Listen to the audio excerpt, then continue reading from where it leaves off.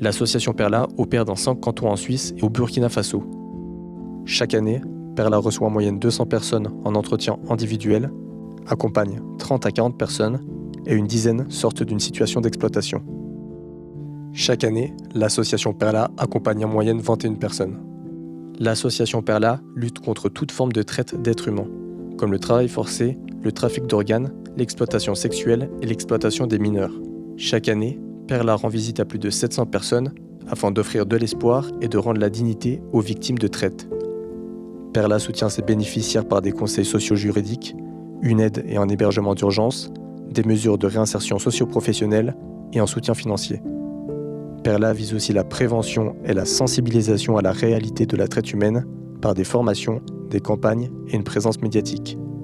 L'association est active dans des relations publiques, ce qui mène à des collaborations, des communications ciblées, à rédiger des plaidoyers pour influencer des lois et la participation à des tables rondes.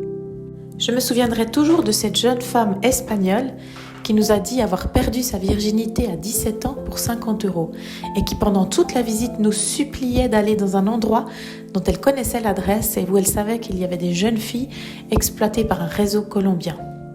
Lors de nos visites, il y a des portes qui parfois restent fermées, mais la plupart du temps, les personnes que nous visitons nous accueillent, nous ouvrent leurs portes, nous invitent à entrer et à partager un moment avec elles, ce qui nous touche beaucoup. Un soir, il y a une porte qui s'est juste entrouverte et nous avons découvert une très très jeune femme avec beaucoup de peur dans le regard. Nous avons eu à peine le temps de nous présenter que déjà une voix de femme derrière lui intimait l'ordre de refermer la porte, ce qu'elle a dû faire. Et c'était difficile de deviner cette détresse et de voir cette porte qui se refermait.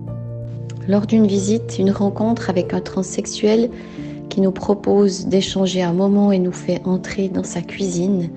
Et au milieu d'une conversation assez légère et conviviale, il plante son regard dans le mien et me dit « Vous savez, chaque fois que j'accueille un client, pour moi, c'est comme un viol. » Lors d'une de mes premières visites, nous avons eu l'occasion de toquer à la porte d'une chambre où se trouvaient 2 jeunes filles de l'Est d'à peu près mon âge. Elles avaient l'air méfiantes et apeurées, elles n'ont rien dit. Ça m'a vraiment perturbée car ça aurait pu être moi dans ce salon au bout de ma rue. Pour plus d'informations, rendez-vous sur www.perlaorganisation.com. Merci pour tout soutien.